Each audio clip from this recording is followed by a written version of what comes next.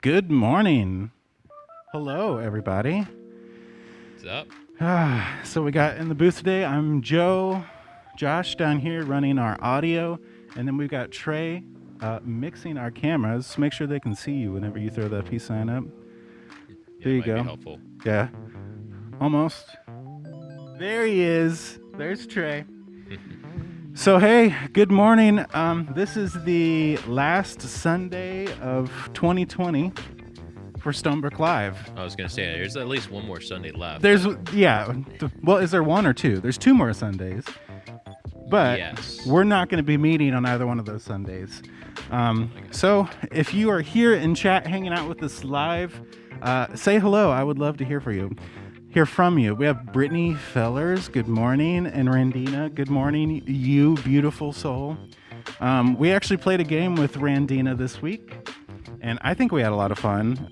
If you all remember, we played an I Spy game with zoomed in pictures a little while ago, but we are doing great. So if you're here, let me know.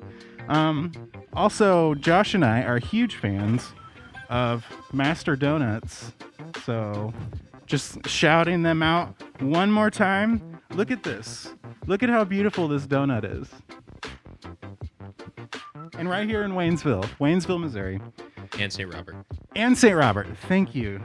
We're both a huge fan of the place, but we're not a huge fan of talking to each other, letting know who got donuts this Sunday. Yeah.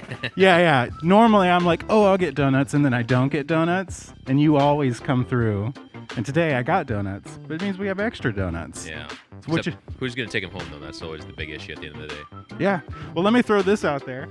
If you're near Stonebrooke Center and you want a donut, we have like 10 left.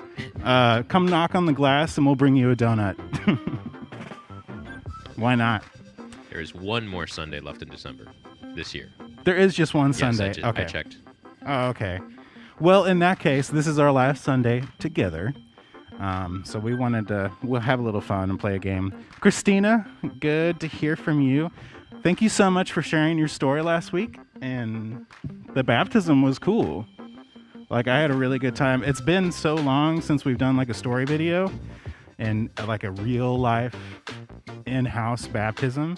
And so it was really, really nice to have a moment where we could connect with some of our peeps from Stonebrooke past. I guess we are in the Christmas spirit, Stonebrooke past, present, and future. And you'll notice that theme. We're putting together a countdown for Christmas Eve, which will be premiering in our community group, and it may be even on our fan page. But we're going to have about an hour of just like, here's some stuff that happened at Stonebrooke in 2020. Here's some Christmas thoughts and feelings, and then here's a couple of things to make you giggle a little bit. So Christmas Eve, we'll be showing that. What did happen or what didn't happen. What did or what didn't happen. Yeah. This year being as it is. So 2020, we're going to go out with a bang. 2021's right around the corner. I'm really honestly looking forward to it. What do you think, Trey? I feel like 2021 could be the best year yet. 2020 has been great.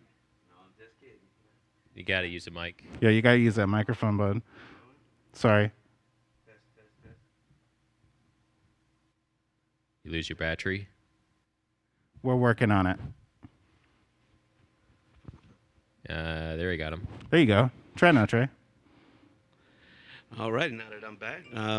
There he is. 2020 has been great. Well, besides the whole pandemic thing, but yeah, 2020 has been great. Lots of love from the family, from the community, from Stonebrooke. Mm-hmm. Glad you guys are still sticking around. We got a lot to come, guys, so make sure you stick with us and we'll make it happen. For real. And Mark mentioned it in a video a while back. And this is weird. Mark puts in a lot of time. He's the brain behind kind of everything that we do here and why we do it. And to see him personally excited about the next year after the several years that we've been working super hard to get where we are and have it all kind of like fall apart in 1 year, to have a leader of our organization excited about what's to come, I think is a rare thing, especially in a pandemic. But who knows what's going to happen in 2021? Who knows what it's going to look and feel like? I believe 2020 2021 is gonna be even greater. Yes. So guys, keep the faith, and don't give up. Don't give up, guys. You know we're gonna pull through this. So I think it's going to be a busy year. A busy year. I think so, yeah. I mean, between all the people who are trying to make up for this past year, or True. like businesses getting back up and going and such like that. Like everybody's trying to make up for a down year that we had, and lots of things are going to be happening. And I think people are spending a lot of time self-reflection and such like that, being stuck at home. Yeah, yeah. A So- lot more time at home for some people. Yeah. And that's another thing. We are in an election year as well. So, like, on top of the pandemic, we've gone through the normal cycle of things that happen whenever politics are changing. So, Well, right. I think this election has been a little it was already a little more different. exciting. Yeah, I mean, it's been a tumultuous Yes. election season. I will say that. Yes, absolutely. But the best is yet to come. You know, who knows what the future holds, other than we do know that we're going to take it into our own hands. I truly believe. You know, especially I here really at do. Stonebrook, like you've probably heard or seen our little For Pulaski thing come up. That's going to be more and more at the forefront of what we do, because ultimately we want to make people's lives better here in our community. And if the politicians can't do it, we can, dang it. Dog it. We're gonna make it happen. We have to. It doesn't matter who's in office. You can be a good neighbor right now.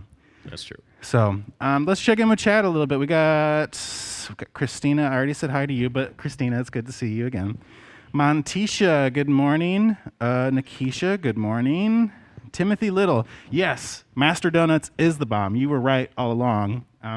Actually, Timothy, hit me up. We should have you on one of our Sunday morning lives. We need another man with a beard, or a significant beard. I don't really have a choice. You don't have a choice. That's true. But last time I saw Timothy's beard, it was like a foot long. So So I don't have a choice either, because this is all I've been growing since I retired from the military. Hey. So Randina says, "Word up, Trey." Lisa Twig, good morning, and then Christina Brent sending more hearts. And thanks, Christina. You are one of our top fans here in Stonebrook, so thanks for tuning in with us regularly on Sunday mornings. Now, today, Mark is going to come talk at the end. We're going to have a real talk, just like we did last week. And last week, if you didn't catch it, I'm going to see if I can put it in the comments, the stream that we did.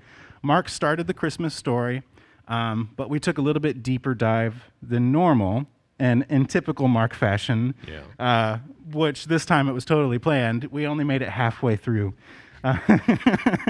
So this week, Mark is going to wrap that up. We're going to finish 2020 strong. Monica. Monica's talking trash about your beard. Oh, man. So we're going to finish 2020 strong with the rest of the Christmas story. And we're also going to have a game with Randina and Lauren where they guess some pictures. And I think we had a pretty good time. It's fun for us to hang out on Friday nights and do games. But Appreciate it, Monica. Thanks for putting me out there like that. yeah. Trey's wife in the chat. Just a little bit of hair there. Troy Davis, good morning. Troy saying what up to Trey. Trey, you were popular this morning, man. People want you on the stream. Well, guys, hey, keep tuning in. Keep that microphone. Use that mic. We won't let I you on the keep- stream unless you use a microphone. I'm sorry, I keep dropping the mic, but guys, keep tuning in. I plan on being here every single week, so absolutely, come on in, subscribe. Yes. Yeah, we're gonna make it happen. And please. while we're here, just because I like to do it every time, tag your personal channel. Oh, absolutely. So if you don't know, Trey has a YouTube channel, and he's been working on it for a little while. It's kind of a new thing this year, but you are making videos specifically for veterans or people who were in the service. Tell me about that. Well, no, I don't really know what my niche is, but what I definitely will be doing is advocating for veterans, because there's so many veterans out there that really don't know or not taking advantages of the benefits that they've earned. Yeah. So every video that I do, check down in the description. I'll have something about veterans, maybe some benefit or something along those lines. But definitely, I advocate for veterans. My video, the YouTube channel, don't really know what the niche is, but I'm still working on it. I'm I'm a student at the Los Angeles Film School, so that's probably going to be where my portfolio is going to be posted at. So yeah, come on over, Trey Johnson _official, YouTube, TikTok, Facebook, Instagram. Hit me up. Come on over, guys. He's everywhere. Hey, I'm a little everywhere, bit everywhere. guys.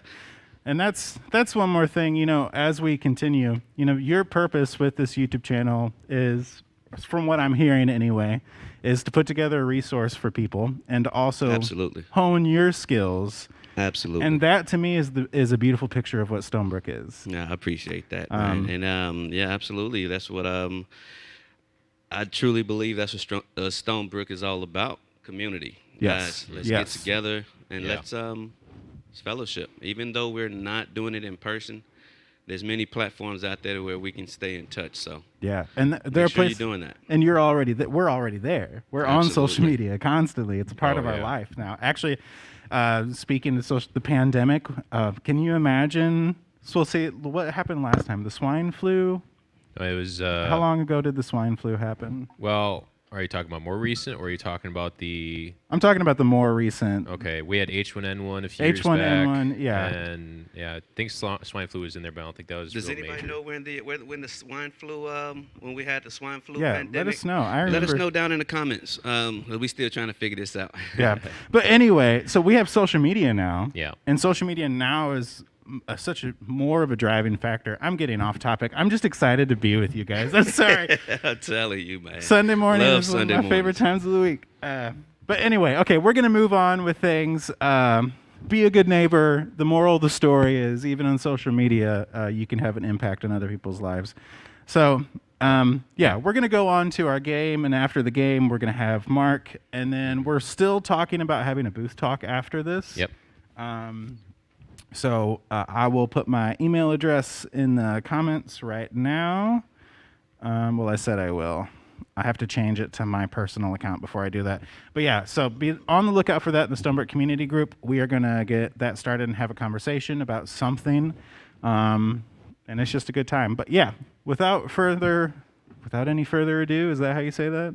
Without further ado. Without further ado, without any further. We are going to continue on with today's regularly scheduled programming, which includes a really fun game and then Mark's message. I really hope you have a fantastic Sunday. If you're getting ready to travel, be safe. Take care of yourself and enjoy your holiday week, holiday 2 weeks. Sure. But yeah, thanks, guys. Have a good one.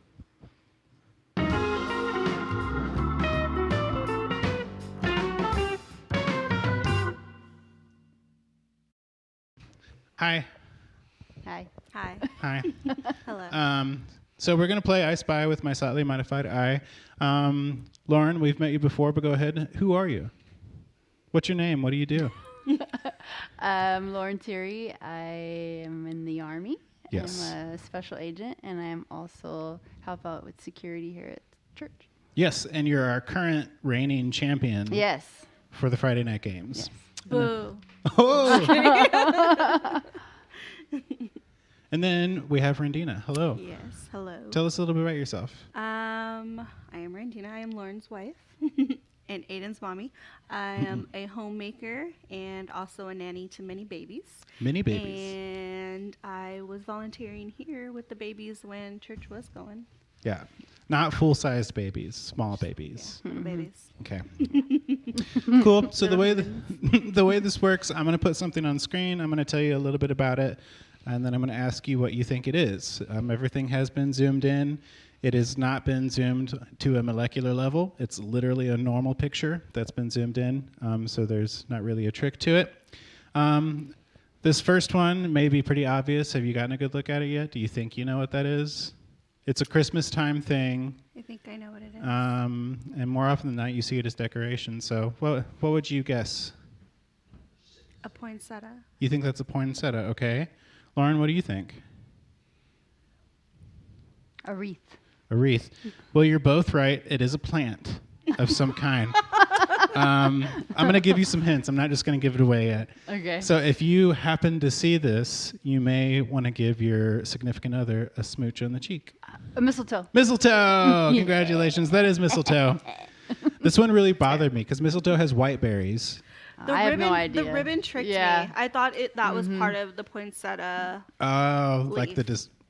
and I have my glasses Yeah. on today. And You it do have it was like this. You know, Where it was zoomed in. I should have thought to So- put a poinsettia on here, and I didn't. There are no poinsettias. Anyway, next image. So we got some different things going on. The color's a little different. Describe this for me. What do you see? Looks like brass. Looks like brass. Okay, so metal of some kind. What do you think, Randina? They're definitely round. Round. Okay. Any guesses as to what they are? Jingle bells. Jingle bells. What do you think? Ornaments. Ornaments. It's jingle bells. Oh, Way to go. It's kind of a weird one. It could be an ornament. Okay, half point to Randina. You could use a bell as an ornament. I was going to do like the ringing bells we used to do. But like the Salvation Army has. yes. Well, us nerds in college, like musical students, did singing bells with the churches for Christmas. I don't recommend it. Anyway, next image. We have something still associated with Christmas on Wow. screen. Maybe a little more difficult. Yes. Does this look familiar to you at all? No. Is it like a dessert? Ooh, it's not a dessert, but it does kind of look like a dessert. I will Doesn't say look like a dessert to me. that Like I thought it was like maybe super, but then he said not super. Yeah, Zoomed this in. particular This is why you don't cook. Yeah, exactly. This is why I just don't. I stay out of the kitchen. now this particular thing does have a strong odor. Is it sap? Yes. I'm looking for a specific kind of sap. Think of the holiday season, the Christmas story, perhaps. A lot of people don't really think about what it is when they say it, but when you know. So it is a type of sap. Type of sap.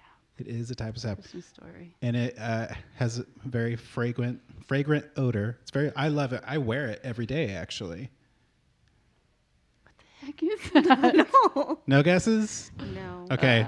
This picture probably doesn't help either. No. That's frankincense. Oh my gosh, and I love frankincense. You're such a fraud. You don't even know it when you see it. Yeah.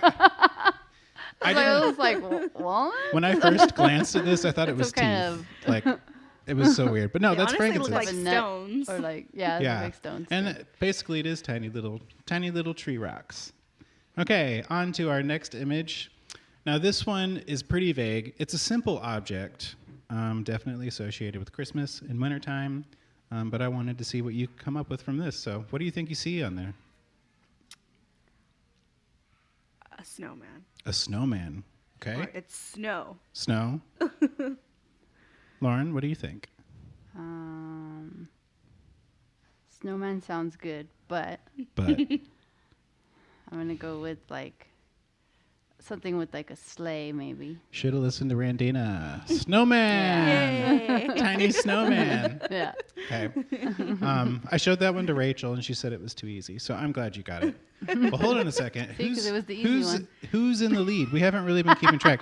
Lauren, you're in the lead. Yes. Because Randina got half a point Yeah. for an answer that almost made sense. Don't Almost, get- but not really. Don't I get know. too ahead of yourself. You got the easy one. So. Yeah, we're just getting started here. Okay, next image on the Jeez. screen. Now, this is a vague holiday reference. I keep saying vague. This is a distant holiday reference. If you're a fan of Christmas movies, you may know what this is.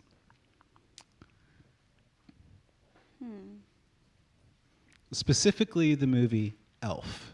I hate that movie. Oh, no. Yeah. Not a fan. Is it ice? It's surrounded by ice, but it's not ice. Huh. Do you have any questions about it? You can ask me questions. Surrounded by ice. Is it one of those little globes? It's not a little globe. Is it a pole? It has a hole. It does. It has a hole, which sounds weird to say.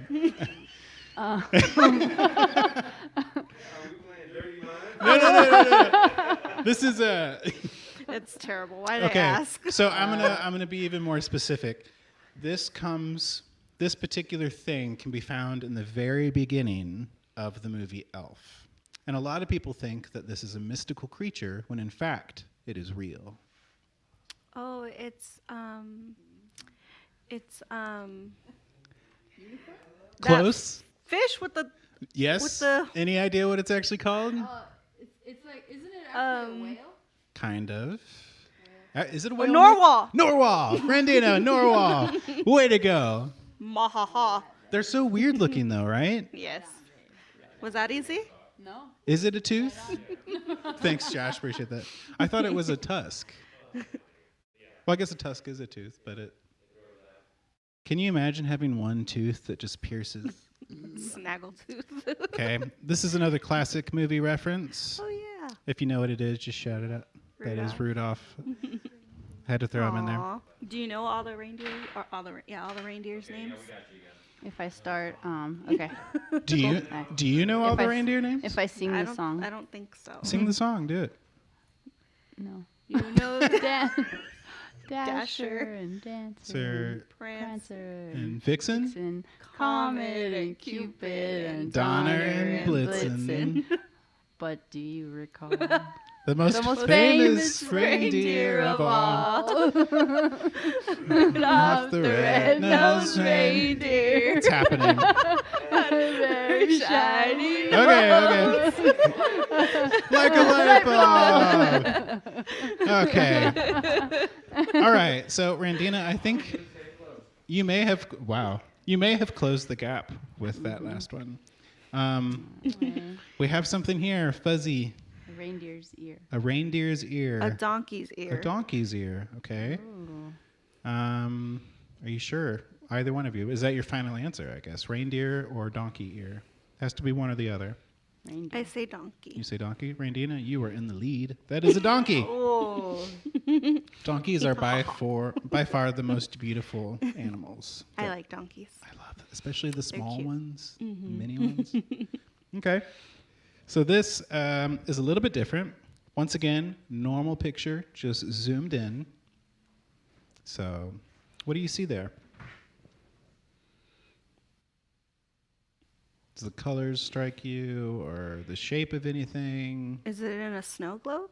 Is it in a snow globe? It could be.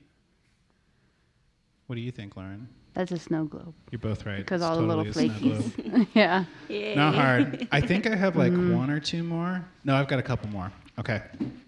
So this one, go ahead. A gingerbread house? Yeah. Gingerbread house. Man, I made it too easy. Okay. This is the last one, and it's not as easy as you think it is. It's an orange. Are you sure? Or, what is Or- it? The fruit salad? Fruit salad? It could be a fruit salad. I think it's an orange. But is it still Christmas? Yeah. How's Chris- an orange Christmas? So I think. That's a good question. Is there any clues for this one? Other than it's Christmas? Why do you need clues? Oh! Salad. Okay. Well, first of all, oranges aren't necessarily Christmassy, but it's a tradition, I feel like, for some Midwestern families to have the chocolate orange. I remember this. So that's totally an orange. Congratulations. Boom. And that means Randina Yeah. Boom. has won and is now our new rating champion. Go. Now what? Way to go, Randina. Thought I was going down. Okay, cool. So before we cap up, this is our last stream that we're doing on a Sunday morning. So the last time we're going to have a Sunday morning and we say hey. So if you guys want to say hi to anybody or wish anybody a Merry Christmas, feel free to do so. Any family you miss? Yes, my father. Merry Christmas, Dad. Aw, And my niece and nephew. wonderful. Oh. Merry Christmas, Mom, Dad, and brothers, and Dad. Perfect. Father-in-law. Yeah. Thank you guys so much. Appreciate it.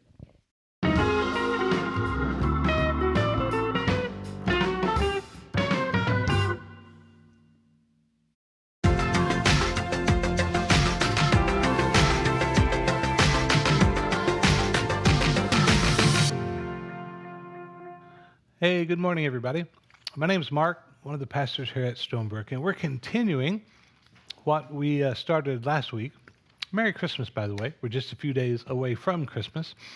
So we have been talking about the inconsistencies, so-called, between the two stories, what people term nativity stories, in Matthew and Luke. And so we ended up last week, we talked about some things about Matthew. Go back and check that one out if you didn't, but we're going to move forward.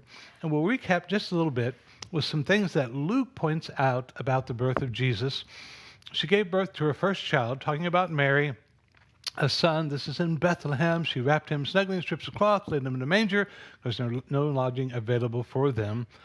He goes on the timeline and says 8 days later, when the baby was circumcised, he was named Jesus, the name given him by the angel even before he was conceived. Then another thing happens several days later, that then it was time for their purification offering, as required by the law of Moses. In the law of Moses, it's stated that a woman who gives birth to a child, especially a firstborn son, has to appear before God at the tabernacle or the temple, in this case, give an offering of thanks and dedication to the Lord for the child. This happens 40 days after his birth. That's going to become very important today as we look at Matthew's account. We looked last week at Matthew's account of Jesus' birth, but we're going to look into chapter 2 of Matthew when he shares some more information of some things that happened around the time of Jesus, but this is important. Go back to that. Right there, after the birth of Jesus, so his parents took him to Jerusalem to present him to the Lord. Now, what atheists and skeptics love to point out is that there seems to be a variance in the chronology and the geography of where Jesus was at what time, and they can't both be true. So to figure out what the deal is, we're going to look into Matthew chapter 2 today. Matthew says Jesus was born in Bethlehem in Judea during the reign of King Herod. This is Herod the Great. We also can figure out from this time that Jesus had to have been born somewhere probably around 4 to 6 BC. Now, people think, well, if BC means before Christ, then how can Jesus be born before Jesus existed? There's some variance in the Gregorian calendar. But Jesus was actually born before the death of King Herod, and he died about 4 BC. About that time, now this is really important, about that time, some wise men from eastern lands arrived in Jerusalem. Now, wise men, in the Greek translation of this, simply uses the word magi, and we're going to talk about that in just a little bit, who these magi were. Think of the word magic or magician. That's where we get our word sort of from this root magi, and they were called wise men. But they came from eastern lands. They arrive in Jerusalem about the time that Jesus was born, and they're asking questions. Where is the newborn King of the Jews? Remember from last week, if you watched it, Matthew's whole point is there's a new king in town. Like we would say, there's a new sheriff. Matthew is trying to talk to the Jewish people and saying there's a new sheriff in town, and talking about some things that happened around the time of Jesus' birth that give credence and sort of corroborating evidence to the fact that, hey, Jesus is a special kind of king. So the Magi come into town. They said, where's the newborn King of Jews? We saw his star as it rose. Now, what the star is, I don't know. It could have been a supernatural event. could be a conjunction of planets. We're actually going to have one tomorrow, I think, December 21st, where Jupiter and Saturn are within 1 degree of each other in the sky, forming one like super planet. It will be really bright. Hasn't happened in 800 years. Maybe that is something that happened. There actually was some cosmological activity around that time. Scientists tell us, but we won't speculate on what that was. But these magi said, we saw his star and we have come to worship him. Next verse tells us that King Herod, notice King Herod, was deeply disturbed when he heard this, as was everyone in Jerusalem. Now, Jerusalem's a pretty big city at the time, and everyone is disturbed by these people called wise men. Now, traditionally, Christians have been taught, and every year, and some of you have probably done it this year, where we go to what we call nativity scenes. So we put nativity scenes out in our front yard, and we have baby Jesus and Mary and Joseph there, and there's usually some shepherds and some sheep and some cows, and then there's three wise guys, and these three kings, supposedly, with crowns on their head, and they have three gifts. But the Bible actually doesn't say anywhere that there were three of them. And it doesn't say at all that they came at the night of Jesus' birth or while Jesus was still a baby in a manger. And that's really important. It actually gives us clues that this did not happen at all during that time. And we'll see why that's important in just a minute. But let's learn a little bit more about these guys. The word, like we said, is magi. And the magi were kingmakers. That's one reason Matthew is sharing this story. Now, I have to go to another map. We're going to nerd out a little bit more this week, so just stay right with me. Those of you that are nerds will like this. Those of you that aren't, this will make sense in a minute. Just be patient. This is a map right where the star is. That's where Israel is. The Roman Empire is represented by this sort of maroon area here. But then over here to the east is an area that would be present-day Iran. And this is where, keep in mind once again, that Matthew from last week talked about the exile of Israel.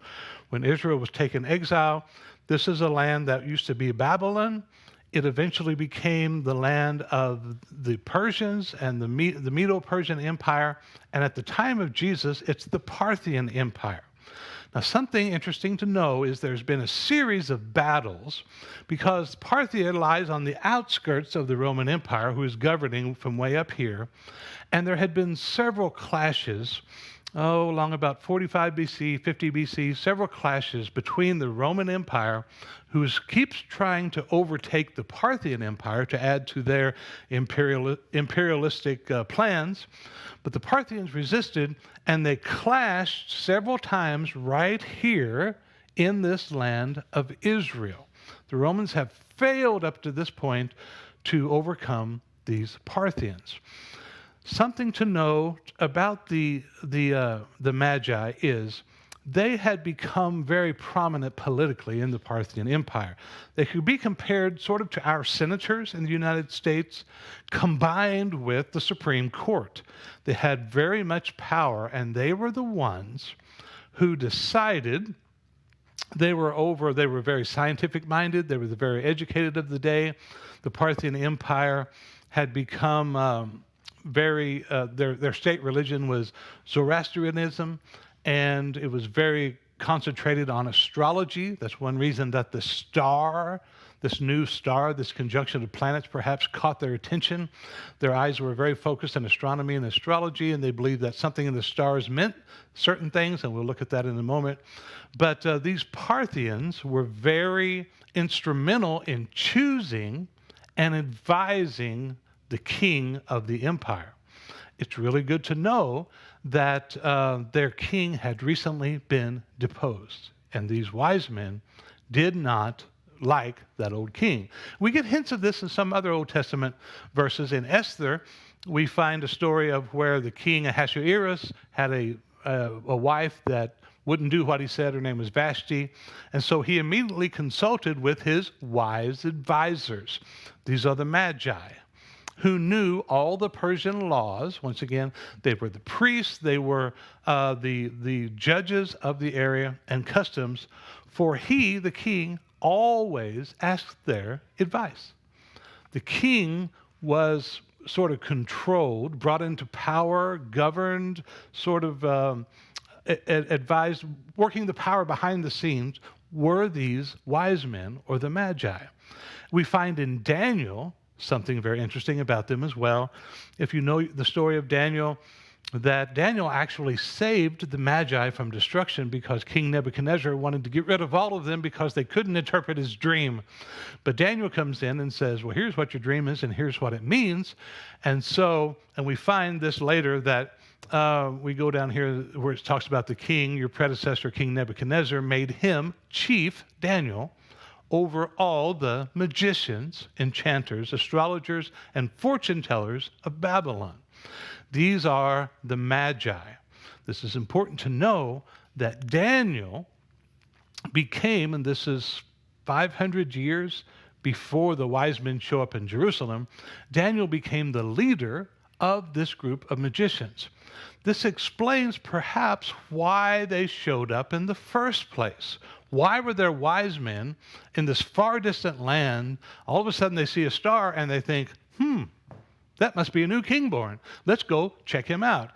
Well, it's because of something that Daniel taught them. We find in Daniel chapter 9, in God explaining to Daniel about a vision he has, that there is going to come a ruler, a king, into Jerusalem, the anointed one.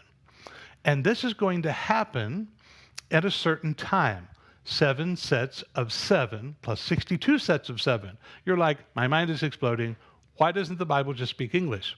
Because they spoke Hebrew. And it's an entirely different culture in an ancient time. These 7 sets of 7s and 62 sets of 7s is a prediction of a time, about 483 years.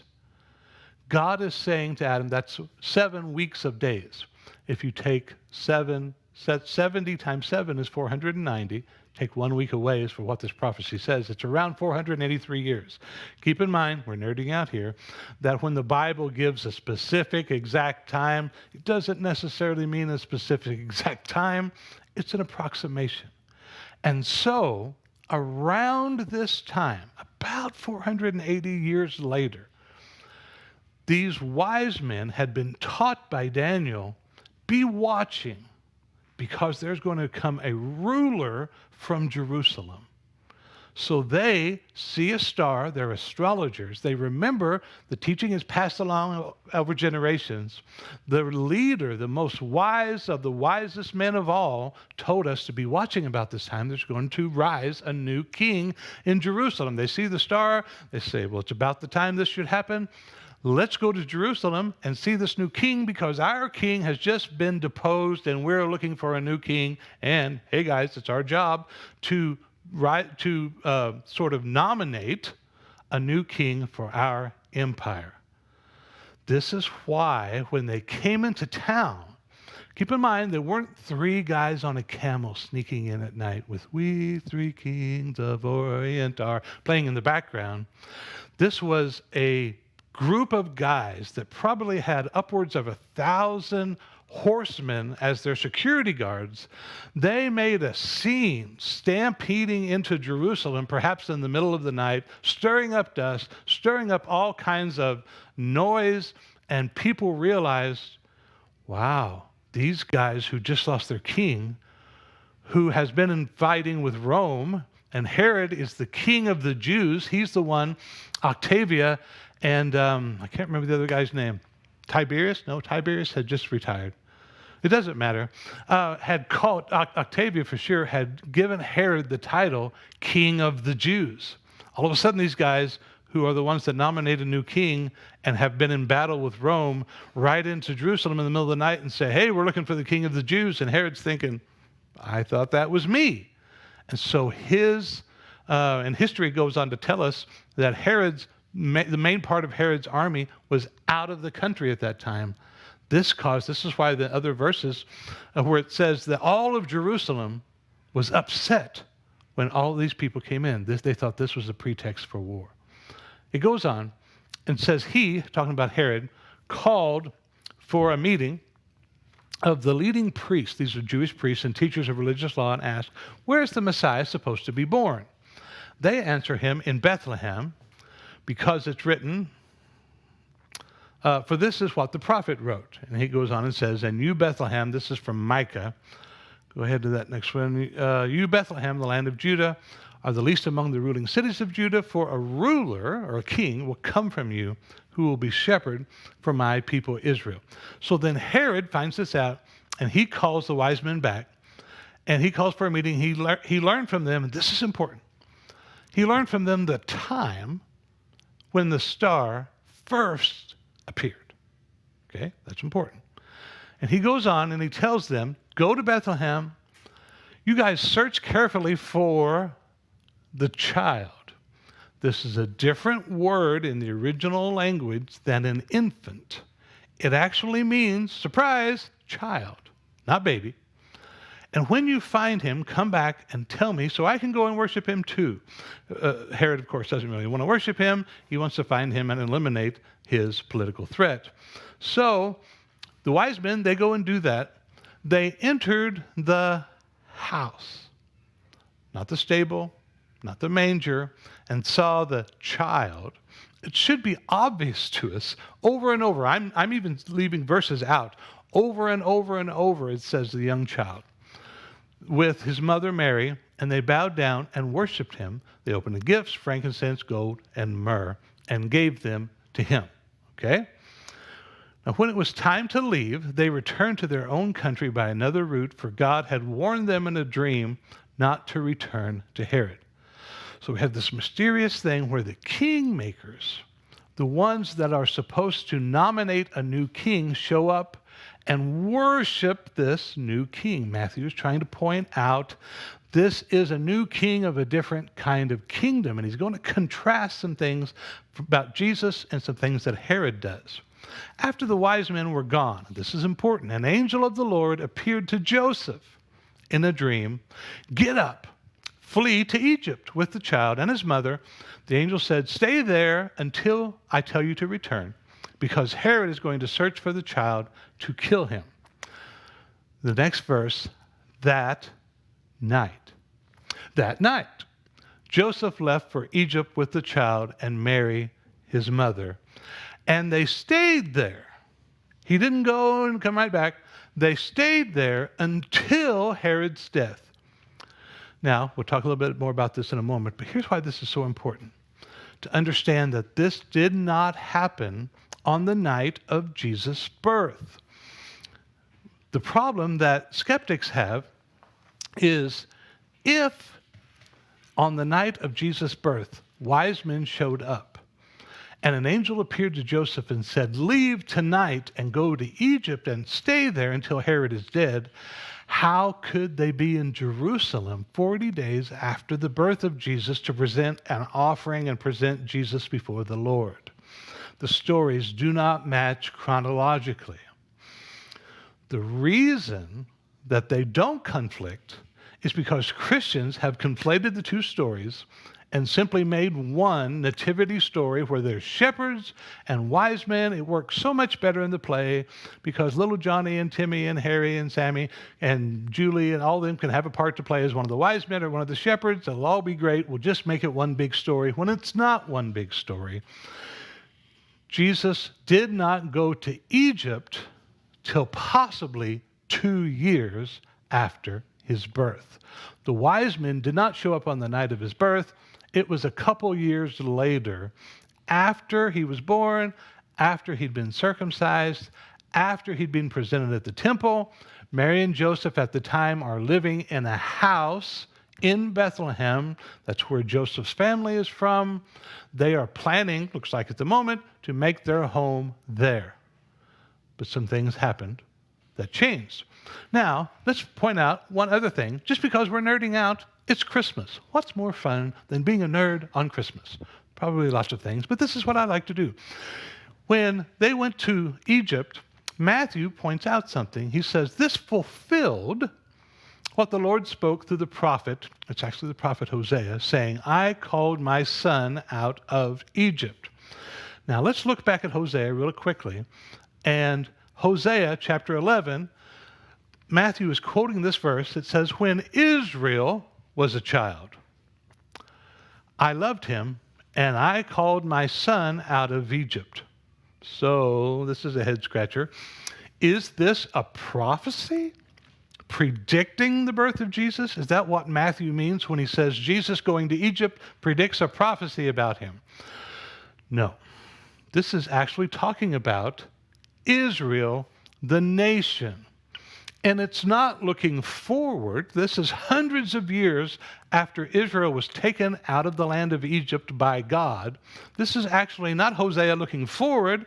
It's Hosea looking backward at something that has happened in the past. God is saying, Israel didn't even ask me. I caused them to be my child. I consider them my son, and I took them out of Egypt. He goes on the very next verse and begins to say some things very badly about this son out of Egypt. But the more I called to him, the further he moved from me, offering sacrifices to the images of Baal, another god, and burning incense to idols. This isn't a prophecy about Jesus, a future king. It's something that happened to Israel. What Matthew is doing is telling his Jewish audience, just like Israel was God's son, just like he was special to God, Jesus is special to God. This is again midrash, which is the practice of going into an older known story and applying it to a current event to explain that current event. Matthew had been so surprised and overcome and revolutionized by his experience with Jesus that he's trying to explain this is what he's like. He went to Egypt just like Israel went to Egypt. And he came back from Egypt just like Israel did. Jesus is the climax, the point of Israel's story. It's not about Israel anymore.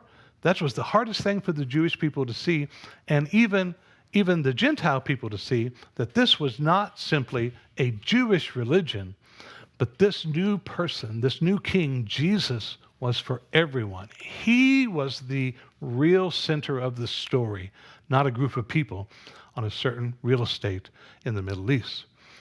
Well, let's go on to the next verse, because this really made Herod mad when the wise men sort of outwitted him. So he sent soldiers to kill all the boys in and around Bethlehem who were, notice, 2 years old and under.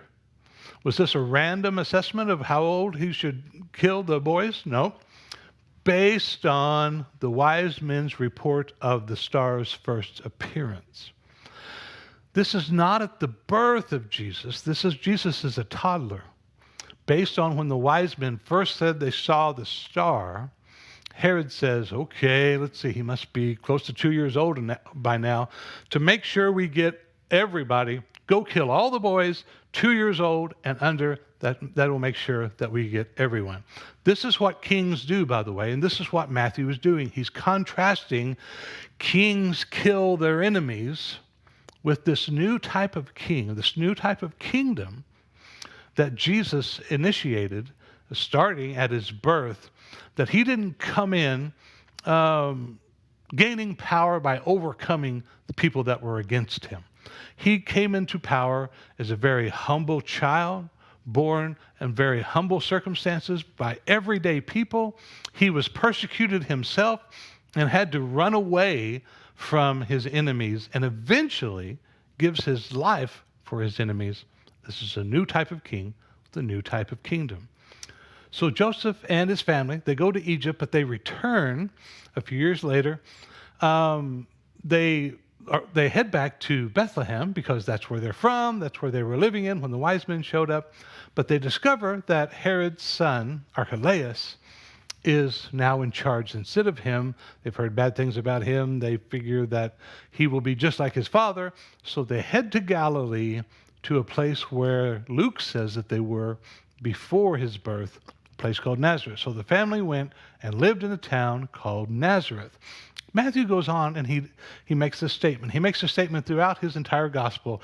This fulfilled what the prophets had said. He will be called a Nazarene. Now, there's a little bit of a problem with this. And this is something that Jewish people will point out.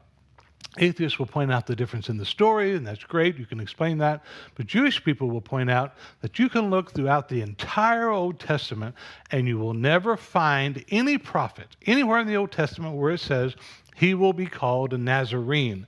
Therefore, the entire story of who Jesus is must be incorrect, because Matthew says this fulfills some prophecy from the Old Testament, and it really doesn't. Matthew, again, is using midrash. He's not talking about something predicting. He's going back and using a play on words to a statement that one of the prophets actually did make. And this word is the Hebrew word netzer. And it means shoot or branch. And in the Hebrew language, it sounds very similar, has the same main consonants, NZR, NZR in Nazareth.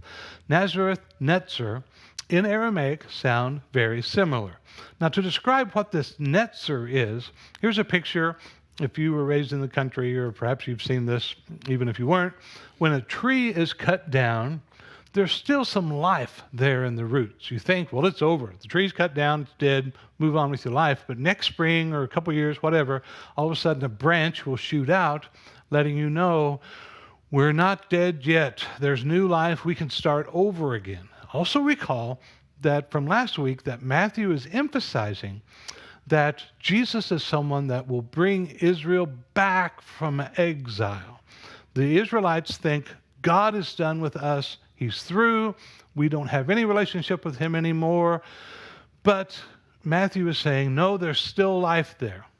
He's from David. In fact, this Nazarene story, he will be called a Nazarene, comes from something that an Old Testament prophet said about David. Remember, Matthew is emphasizing that Jesus is the descendant of David, the most prominent king. He's a new kind of king.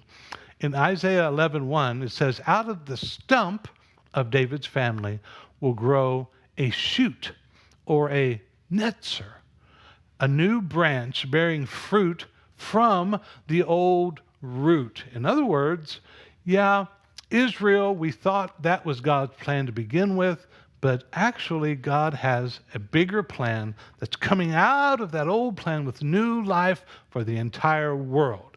He's basically saying that this is a new beginning. It's a new type of king, a new beginning, a new type of kingdom with a new type of king. Not one that kills his enemies, but one that dies for them. So our time is gone. I really hope you guys have a great Christmas. I hope you've learned some things from these things we've talked about. You're welcome to send in your questions to 415 SB Rocks. And I'm going to take a few days off around Christmas time, and I might get some of those questions and be able to answer them. In the new year, we have some great questions. People have sent in some questions that we're going to talk about. And I just hope you have a great Christmas and a wonderful new year. And we will see you. We won't have an online meeting or online teaching for the next couple of weeks, but we will see you after the beginning of the new year with some... just like Matthew was saying, there's a new kingdom and a new king. We have some things to talk about, a new way of doing church and some new things that we're going to be doing on our community that I think will bring some new life to our area as well. So have a great Christmas. We'll see you next year.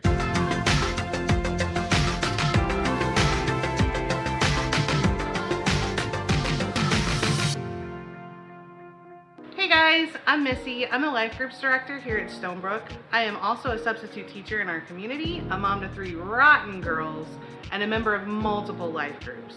I am checking in today because I really want to encourage you to check out our life groups. Life groups will absolutely change your life for the better. Life groups are kind of like shoes. Sometimes it might take you a couple of times to find a pair that fit you really well, but when you do, you are going to develop lasting, meaningful relationships. I want you to go to Stonebrooke.TV/lifegroups with an S.